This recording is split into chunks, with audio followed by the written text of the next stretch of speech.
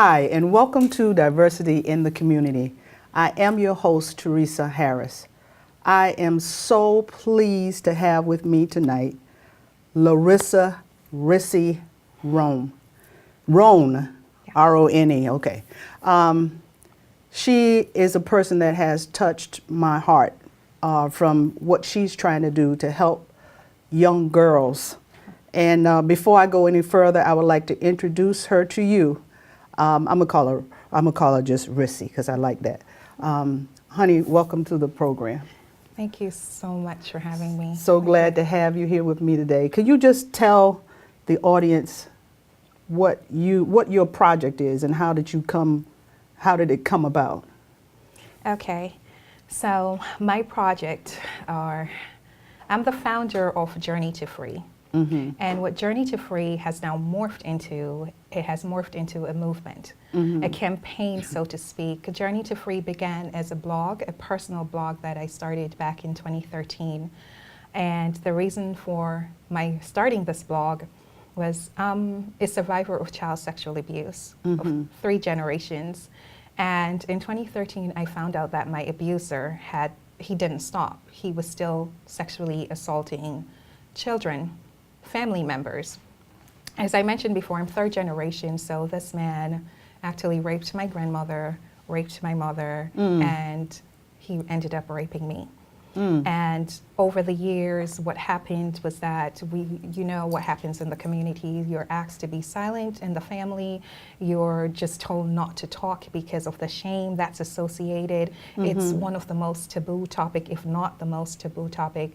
And because of the shame and all the guilt and everything that's associated with it, you're told not to speak about it and to sweep it under the rug. And I listened and I followed suit, all in hopes of protecting my grandmother, as I was told. Mm-hmm. And so it continued.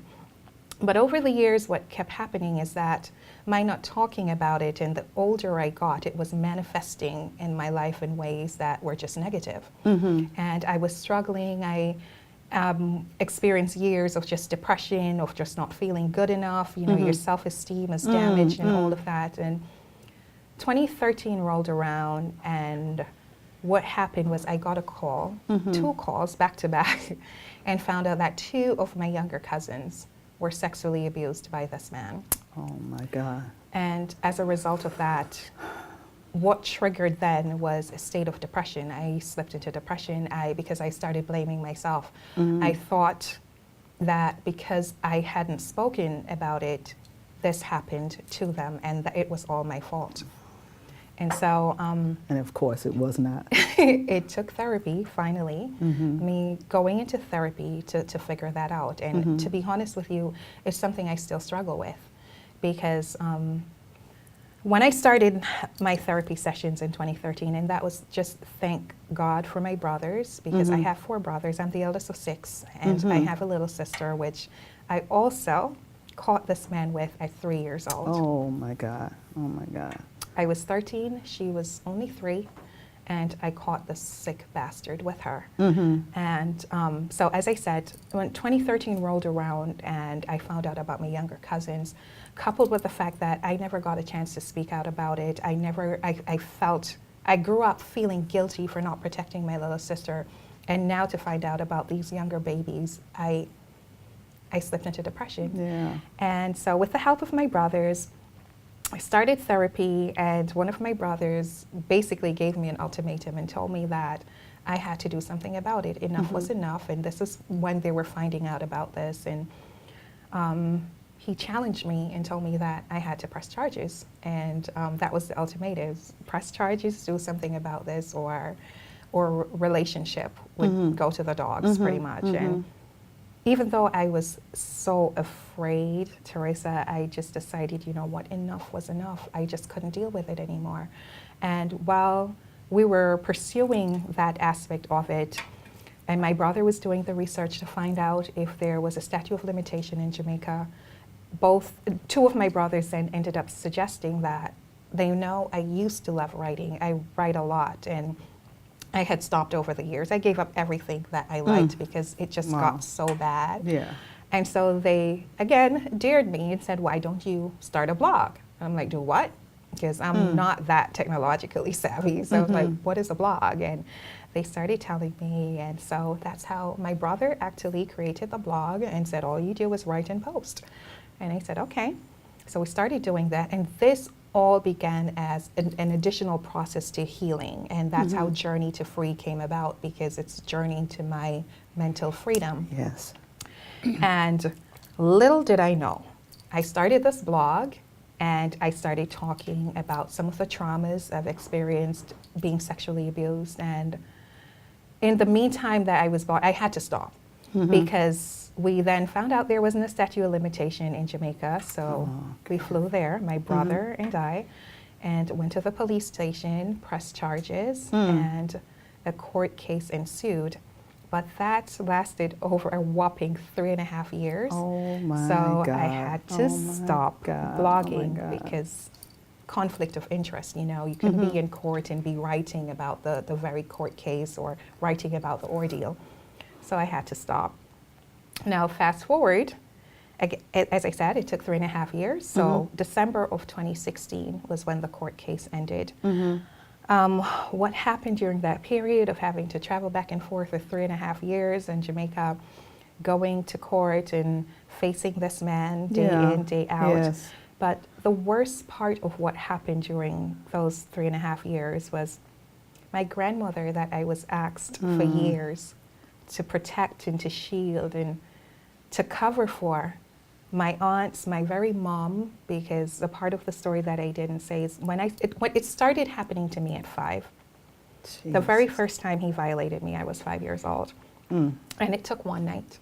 They left me there and to run to another parish for a couple hours, and the vehicle broke down and my mom and dad couldn't get back in time. And so I ended up having to stay the night over. And that very first night was when he first violated me. It started with him just, you know, using his fingers. Now, how old was this man? I was 5 then, so he was in his mid-50s, mid to late 50s. Jesus. Yes.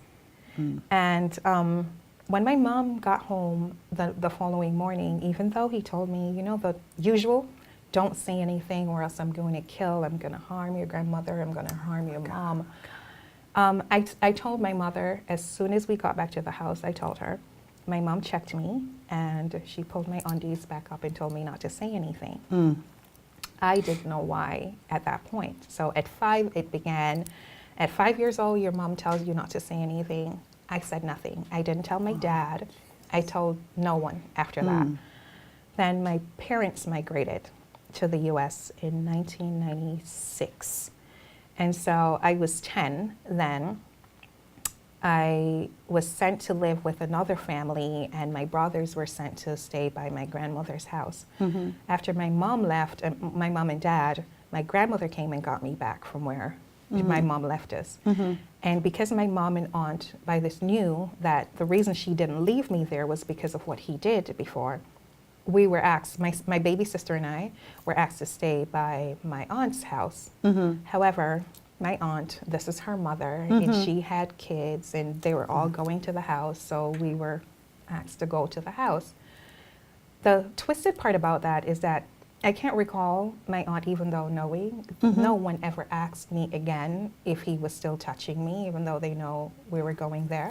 So at 11 years old, he wasn't touching and fondling anymore. He began raping. So he started raping me from 11 until I was 16 years old. And I never said anything because you were told not to? I was told not to. And in addition to that, he kept threatening me every night that if I opened my mouth, he was going to cut my siblings' throats in their sleep. So as a child, I am not going to risk telling a story and telling what's happening because I can't live with the fact that if you thought he was really going to kill. He was going to kill.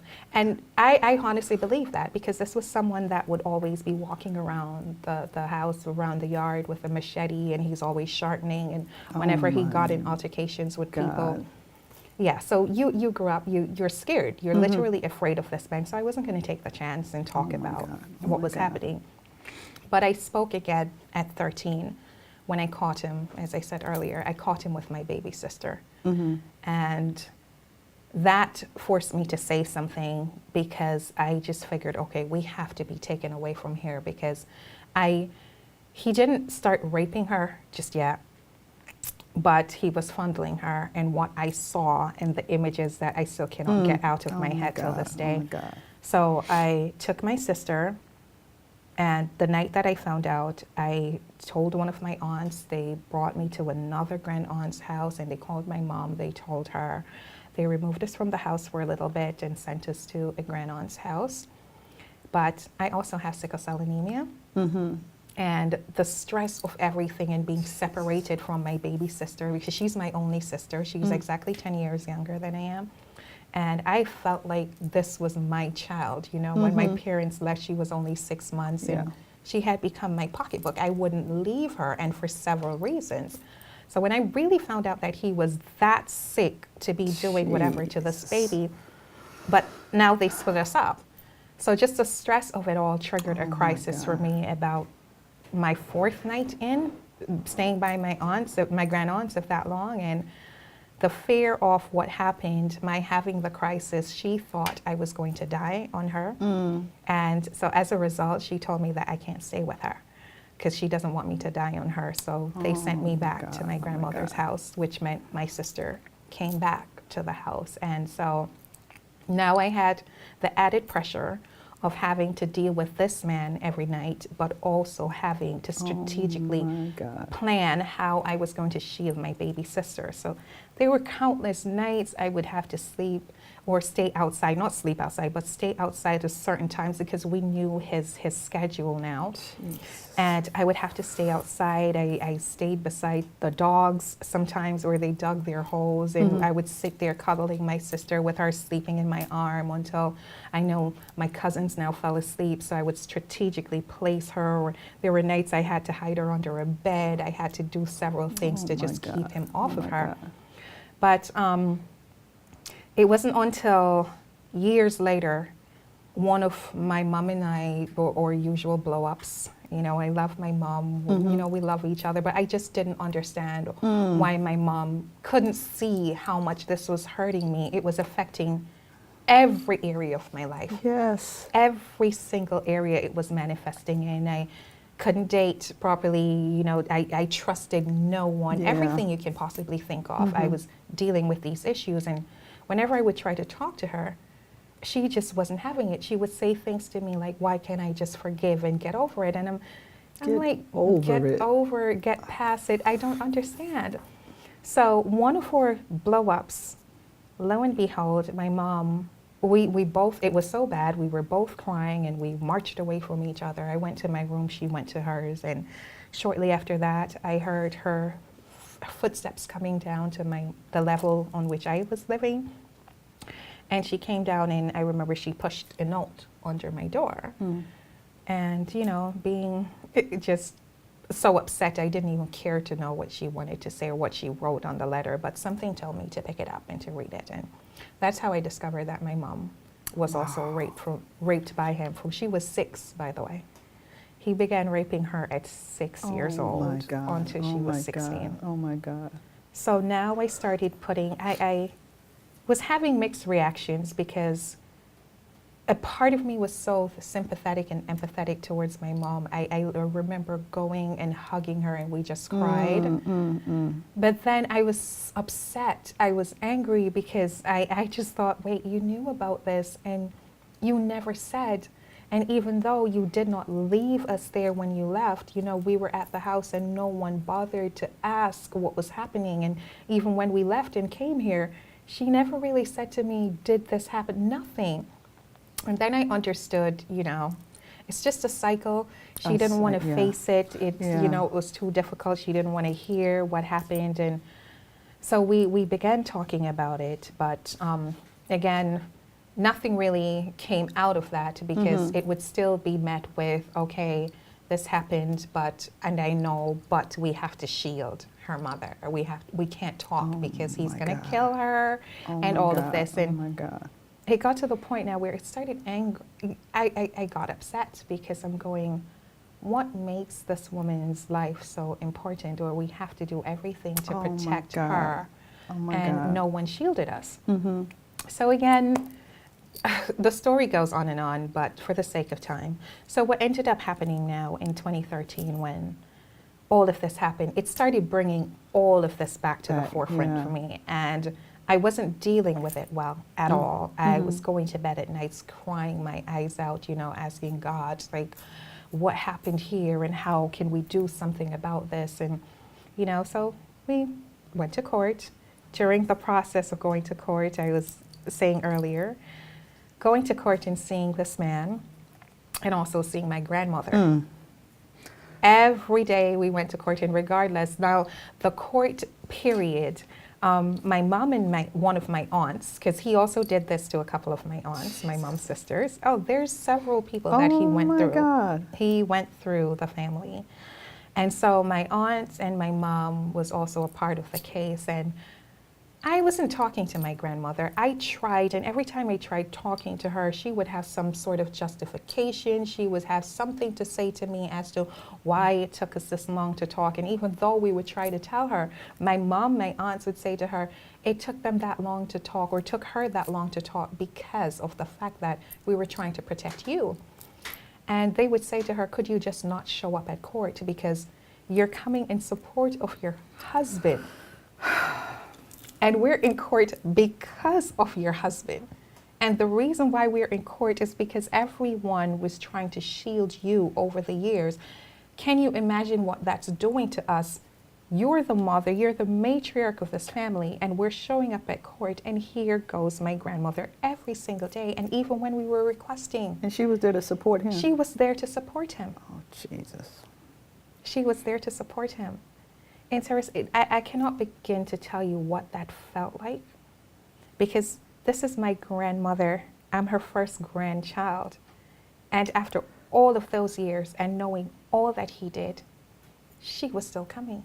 Now, at the beginning, did she know anything about what was happening with your mom?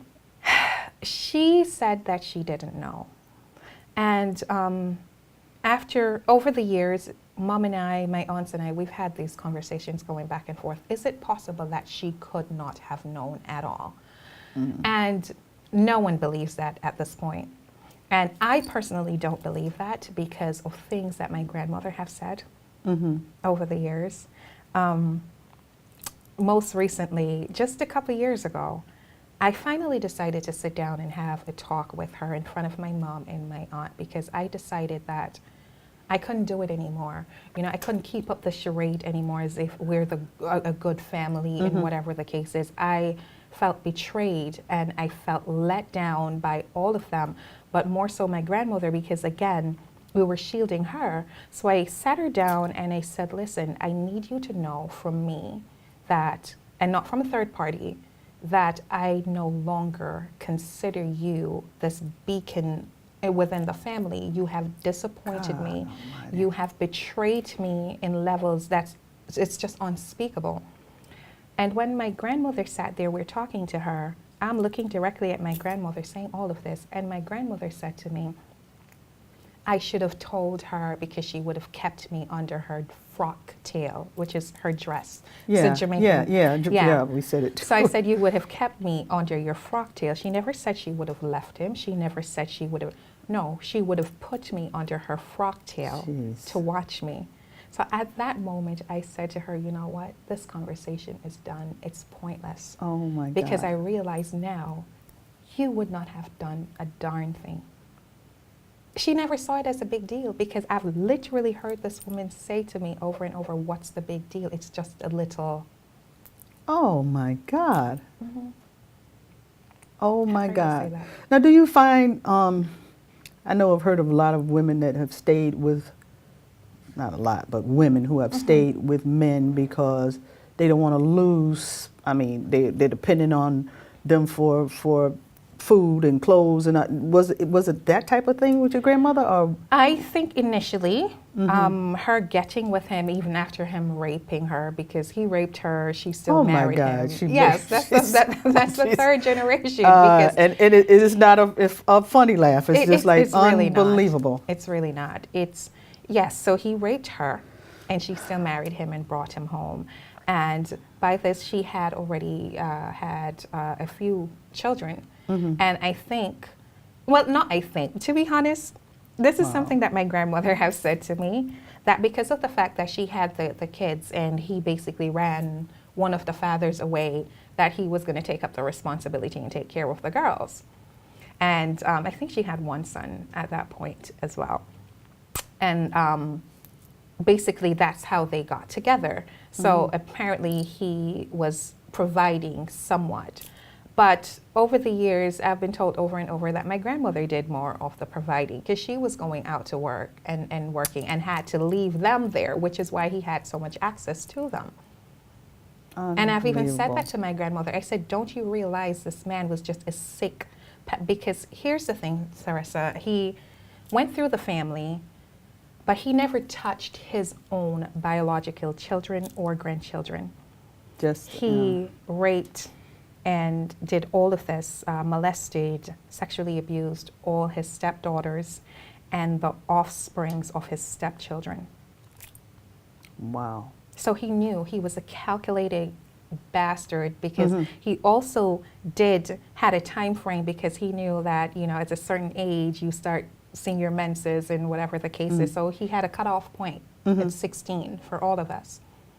And this is someone that I confronted a few years ago in my house because he came here in Connecticut en route from England back to Jamaica. And even though we said we did not want him at the house, my mother was still in that phase where she was shielding her mom. So they allowed him to come to the house. And my sister and I confronted that man in our house and asked him what was his reason for doing what he did. He looked at my sister and I and said to us that we're lucky he never bred us, which means he never got us impregnated. And he had no remorse. And then he followed up by saying to his daughter, his biological daughter, because by this she was crying, she was bawling the whole place down saying, why did you do this? These are my nieces and my sisters. And he goes, I was the one that was feeding them. Oh my God. So that's when my sister and I started going, okay, so that's your excuse for them. What's your excuse for us? Because you never fed us. My parents had migrated at this point. They were sending money back. He had nothing to do with that part of it. And that's when he looked at us and told us that we're lucky he didn't do this, that, and the third to us. Jesus. So, yes, I ended up bringing him to court. And we went through the court system for 3.5 years of just total craziness. That would have to be a show in of itself. And in December of 2016, the court case finally wrapped and he received a suspended sentence, which means that he gets to serve 2 years at home. And all of this because they were factoring in his age at this point. Not that it should matter. No, his it should age not. and the fact that he had illnesses, a few illnesses and all of that, and he was a first-time offender. First-time offender through time. many, many young girls. Yes, we're talking about babies here. Babies, yes. But yes, he got basically sent home.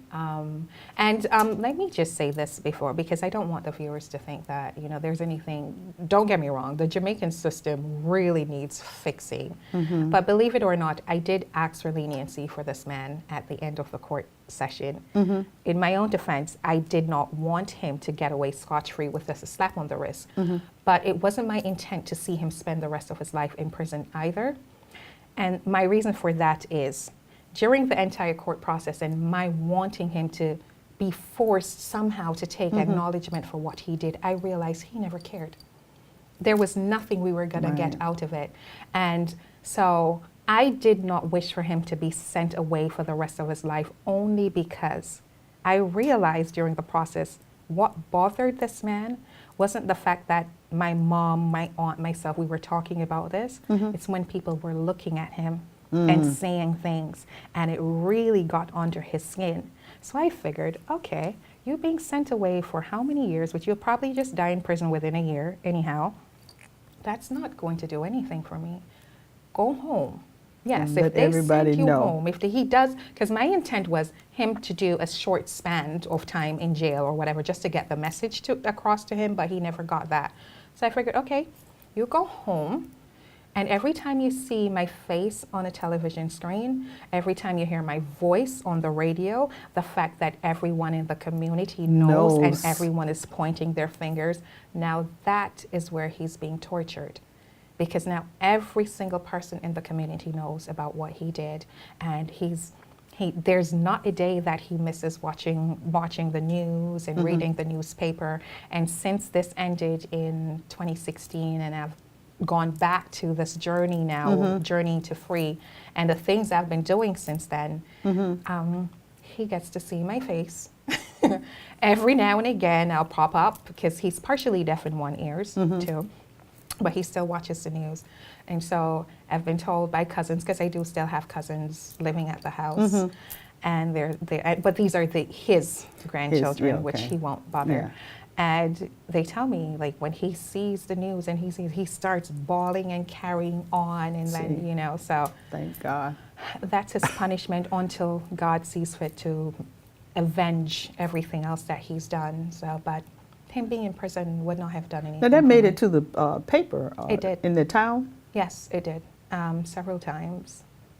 It did. Okay. So he has seen and he's read the article, and he's gone around the community trying to say, but this man is so sick, and this is what I'm talking about, because he have gone around the town, the community with the paper, and go, he doesn't know why we're even bothering to do this, because we knew we liked it, and things of that nature. So now when people says things to him like, you're a sick, disturbed, disgusting human being, then he, but yes. Oh my Yes. God. So now I know that you have, you were running a project, you were you were raising money to help young girls in Jamaica. Because what were you finding when you went back home about all of these babies?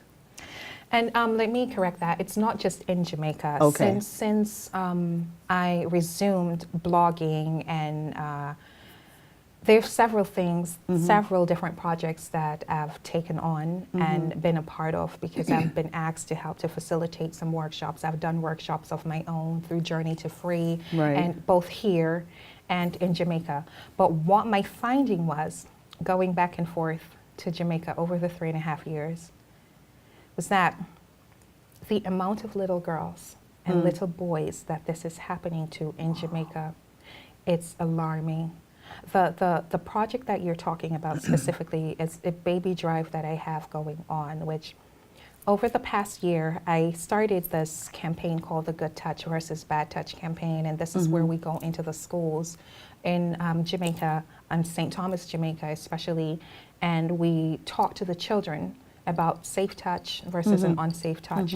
One of the things that I found out going back and forth in Jamaica and doing what I'm doing now is while I'm working alongside the Sissoko, we found out that there's over 26 girls that are currently pregnant. They range from the ages of 12 through 15 and a half.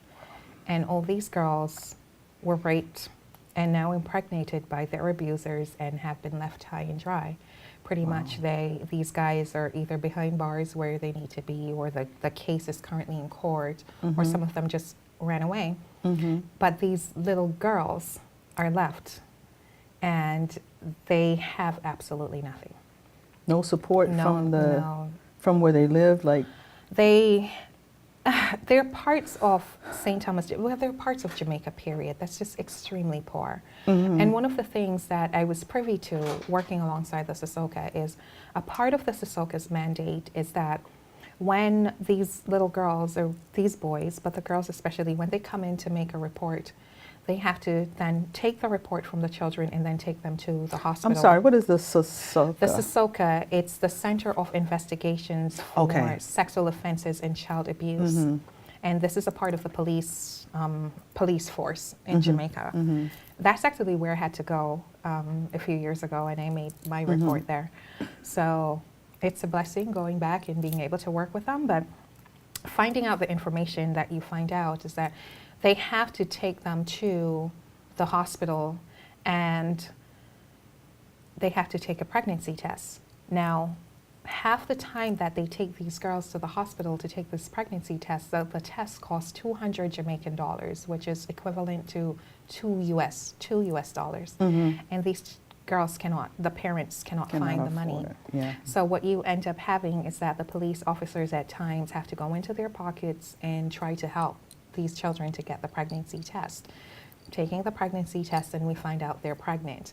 If they can't afford to pay for the pregnancy test, technically they can't afford to have a child. Right. And so what I've been doing, I started this drive, the baby drive, where I've been collecting baby items for these girls and other little girls.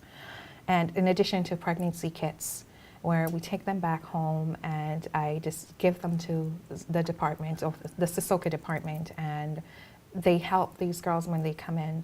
But this drive we just started, well, I just started at the end of, when was it? Somewhere in November, around there, that I started the drive, and I've garnered a lot of support by persons. And so right now I'm actually in the process of getting the items shipped off to Jamaica, and then we'll go and we'll do a distribution for all these little girls.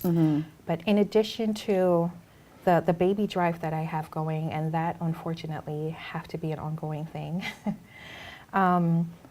we're trying to set up programs there, because it's one thing to help these girls, you know, to get ready for the baby, but then we have to help them to start the healing process. Yes. And what disturbs me a lot is going in, doing these workshops, working with these children, and then you get on a plane and you go home, and you know, where you have, there's several resources here that these children are not privy to at all. So we're in the process of working and organizing some additional projects to assist these girls.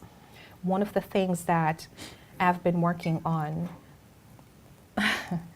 is a retreat called the Awakened Retreat, and this will be the first annual Journey to Free Awakened Retreat, and this is where you get 30 girls from the various communities, all that have been sexually abused, and they range in ages from 6 years old to 16, and we take them to a location and pretty much just get psychotherapists and psychologists to come in and to have a retreat with them. But the aim is to do it in such a fun-filled way that these girls and boys don't even realize that they're being counseled, and whatever material, whatever they're being taught or being told, that, you know, it's to help them. We're just going to do it in such a way that they'll have a blast, but then they'll be able to take away the tools from that weekend and apply it. And it will not just stop there. We're putting other programs in place to help these girls. One of the most heartbreaking thing for me is finding out that in the parish of St. Thomas, for example, there is basically one psychologist that's assigned to the entire parish. Oh my God. And basically this person comes in every Thursday for a few hours, and if you happen to be seen, you're seen. If you're not seen, that's just it. You have to go away and wait until the following week. And there are 2 counselors that I know of through this department called the Victim Support Unit. And these 2 counselors have to deal with all the cases that are coming over from the courthouse, which the amount of cases that the Sissoko sees on a daily basis, they don't even have the manpower to deal with. So there is so much work to be done. And I've just been, Teresa, to be honest with you, when I started this court case and started my own journey to free, I had no idea in what direction this was going to propel me. But I thank God, and I see where God have been just making the ways, making the means for me to do what I am currently doing. And it's just a passion of mine, and to help as many children that I get to help. And I think the reason why you'll be able to help so many children, because you can be able to say to them, I've been there. You know, it's funny that you said that, because this is one of the questions that I get asked from the reps, the police officers that goes out with me to the high schools, is that they're saying to me, wait, we've been doing this for a while, because again, it's a part of their mandate. They're supposed to go out and talk to the children about child sexual abuse and all of this. And they go, but we've never gotten this result. Because now we're going out and children are actually either interrupting the presentation, or at the end of the presentation, you'll have a line of children that's coming up to you and saying, Miss, this is happening to me. Wow. One experience that I had was with this 7-year-old girl at one of the primary school, which would be elementary school here. She's 7. And in the midst of my presenting, she literally raised her hand and she said to me, Miss, what if that's happening to you and you tell your parents about it and they tell you not to say anything because the man is causing you to eat? And I literally had to stop. I turned to the reps from the Sissoko. They're looking at me, I'm looking at them. I'm like, how do you answer that question? Right, how do you answer that? How do you even begin to say to this child, So I'm saying all of that to say, this is what you're encountering, and now the Sissoko reps are saying to me, how is it that this never happened before? And I'm saying simply because now they have someone. When you go out and you talk to them, you're talking at them. They can't relate. You just listen to the information, but now they have a literal being in front of them that's saying, this happened to me. This happened to me, and what is happening in my life now, and all of that. And that's what's causing and making these children now comfortable. And it's not just the children, might I add. Since I started speaking publicly and sharing my stories, and I'm asked to facilitate these workshops, and you go out, at the end, it's safe to say every presentation, every speech I have given, everything I've done, there's always a line of persons at the end basically saying, this happened to me too. And now I'm left to question the statistic that is given, that's saying one in every 4 and 1 in every 6 boys will be. That's not accurate. Those numbers are actually taken from reported cases. And what I find is that the vast majority is not reported. They're not reporting it. And I cannot begin to tell you how many women, and I am talking about women in their 60s and their 80s, that have been reaching out to me and saying to me,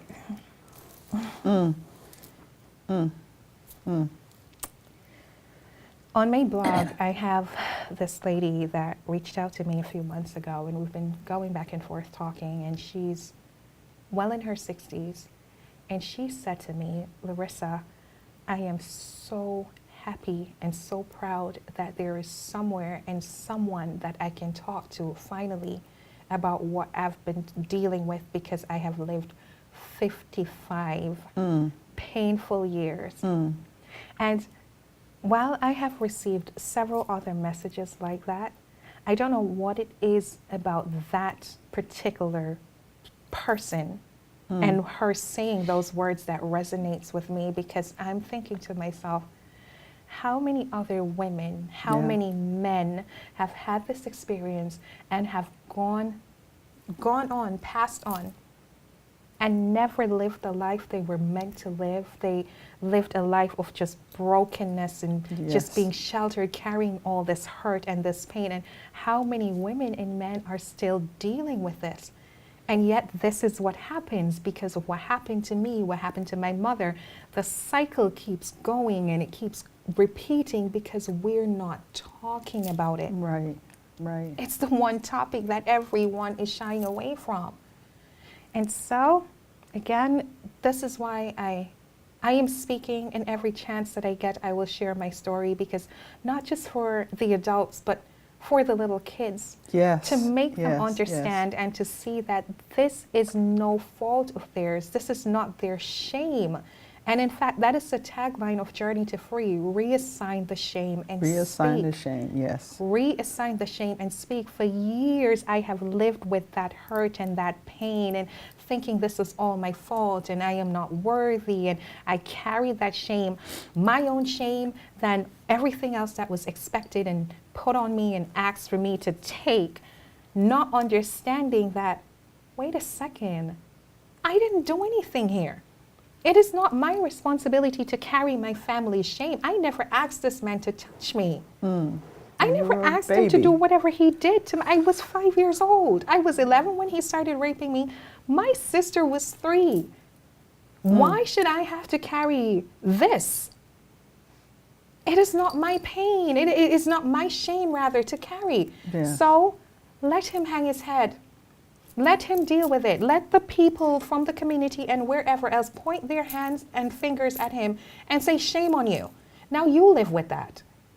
Yes. I've had enough. I've had enough. And just like you have those persons that understands and that, you know, you have those persons that are very supportive. Believe me, you have those persons, including family members, that, you know, still come at you and say things like, what are you doing? You're causing shame on the family. And On the family. Oh, yeah. I've been called and referred to now as the black sheep, but ask me if I care. And to the point, I couldn't care. I couldn't care less about, and it may sound harsh, but I've been told, oh, I'm killing my grandmother. The funny thing is, if she's not dying by laying beside her husband every night, knowing that her husband raped her daughters and her granddaughters and babies, nieces and cousins, that's not killing her, my talking or not talking to prevent her, I'm sorry. I am so done. I'm done, Larissa. I am so, ever since I first met you, I'm just so proud of you because the strength. The strength that, and you were saying that at one time you felt guilty about the fact that you maybe should have said, but what really can a child do?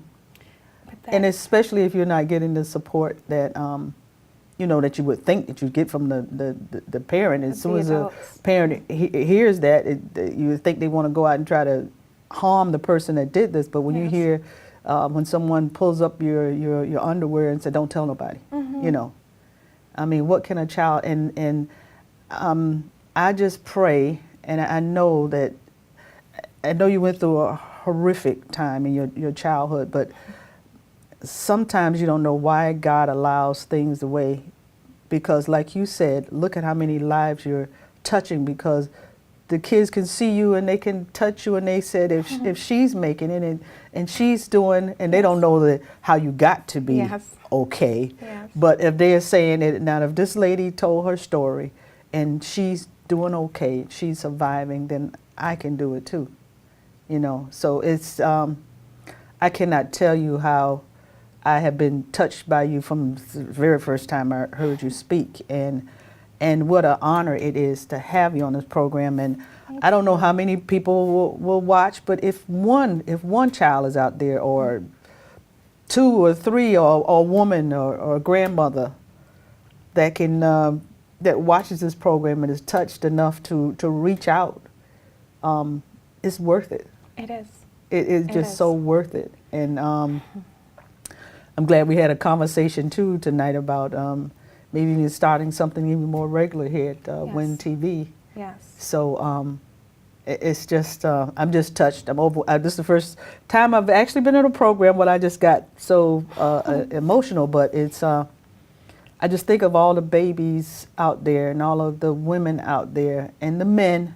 We forget about the men, because there's an even bigger shame. I mean, a woman may be able to come out and say what happened, but a man, it's even worse if something happens to them, or a boy. And that is one of the things that I elaborate on when I am speaking, because if it's this difficult for a woman, how is it going to be? Imagine how much more difficult it is for a man to speak about what's happening or what happened to them, because in the society that we live and the labels that, yeah. you know, they're not going to speak. They're not going to talk about it. Mm-hmm. And I said recently at an event I was doing that the sad part about it, and actually a live that I did, is that the sad part about it is a lot of us are in relationships with these persons.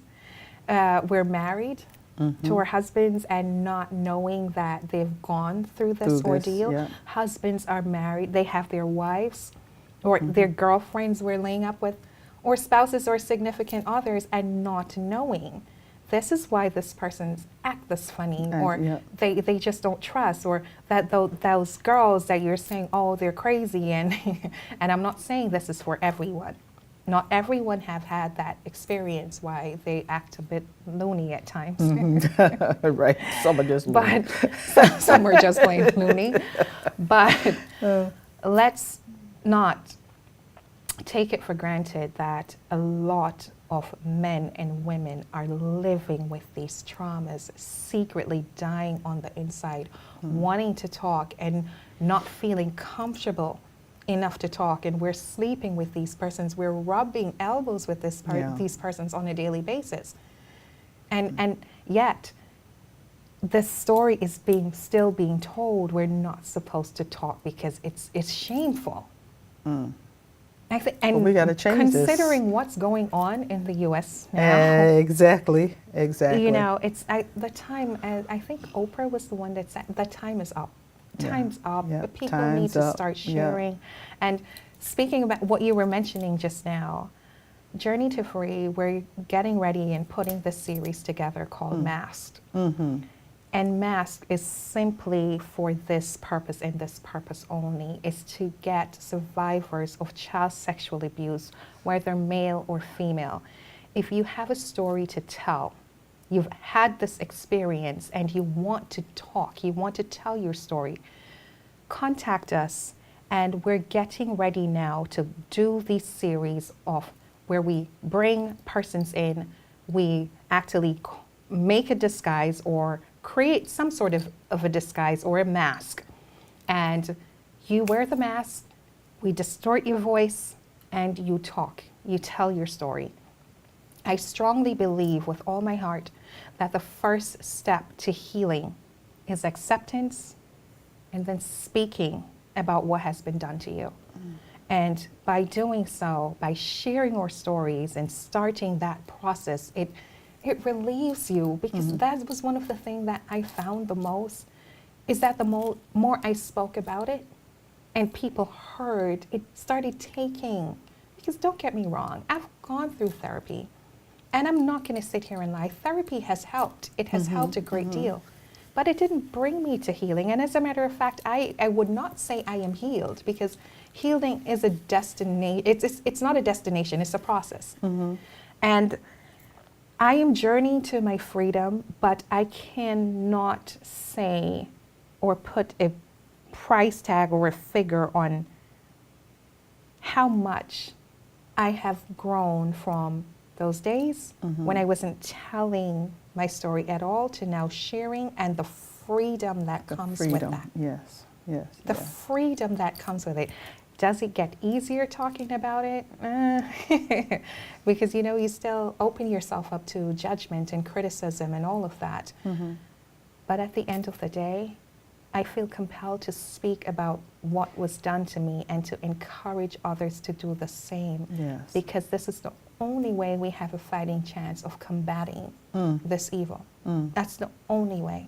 Yes, yes. So as uncomfortable as it may be, and this is not for everyone. Everyone is not going to be as comfortable or uncomfortable going on camera, sharing their stories.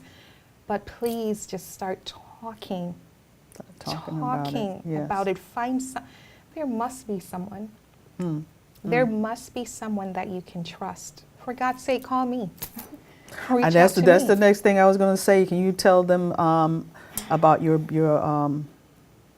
site and how they can, you know, contact you? Okay. So my contact information, my name is Larissa Rhone. Again, I have a Facebook page, Larissa Rhone, and Larissa is spelled Larissa, Rhone, Rhone. Journey to Free is journey, the word journey, but it's the number 2, not the word, the number 2, free. Actually, Let me see. Oh, I don't know if you can hold that up. It's probably going to be shiny. it probably is. Yeah. Yeah. So it's journey2free.com. Journey2free.com. And I can be found on several social media sites. I have a YouTube channel of the same name, Journey to Free. I am on Instagram, Journey to Free or Rhone. And the best way to get me is email. Email me at journeyfree, and that's journey again, free, Free, 2, at gmail.com. Or if it's easier, larissarhone.com. And Okay. reach out to me, especially if you do have a story to share and you want to be a part of Mask. Please feel free to reach out to me. And if you have children, and that's another thing, Larissa, it's one of the things that I push and I'm very passionate about is trying to get parents to understand when you're speaking to your children, and that's it. Please talk to your children, and when your children come to you and tell you something, please believe them. And while you're talking to your children, teach your children that even if they're not comfortable coming to you and saying something to you, teach them some safe adults. They're other persons. If they're not comfortable coming to you, tell them of, Uncle so-and-so or whomever. And also, when you're talking, explain to them if this is the person that's doing, or if they ever touch you, make you feel uncomfortable, just keep telling someone. They have the option of going to their teachers. Teachers can be their safe adults. Their parents, their uncles and aunts and persons at church, their social environment, they're persons that we can encourage our children. It just does not have to be us, because believe it or not, there's several factors as to why a child would even have this experience and not go to their parents. Because for starters, if you have a parent that, is always speaking a particular way and they consider that, okay, if I tell mommy this or daddy this, they're going to go and they're going to harm someone, you best believe your child is not going to tell you anything because of love. They're afraid that if I say this to mommy, I may end up losing my mom, or I may end up losing dad because he's going to get locked away. So there is so many little intricate parts of this but the bottom line is we need to just start talking. My sons are 7 and 3 years old. And they have a mantra that they have to recite pretty much every morning. And this includes where they're allowed to be touched and where they're not allowed to be touched. Right. And they know, even my 3-year-old tells me, no one is allowed to touch his buttocks, no one is allowed to touch his mouth, no one is allowed to touch his penis. And he's not allowed to sit on anyone's lap. And I go through all of this and I talk to my little boys about this. Right, right. At the end of the day, I still just have to trust God that he's going to cover and he's going to shield and protect my babies. But at least I Yes. am having the conversation. Exactly. So I can only say I thank you so much for sharing this time. I know it's a difficult conversation, It is. very difficult, and I was just touched, and I just thank you so much for being on my program, and I just love you, and just wish you the best with the new upcoming programs, Mask. So I'd like to say to you guys out there, thank you so much for watching Diversity in the Community.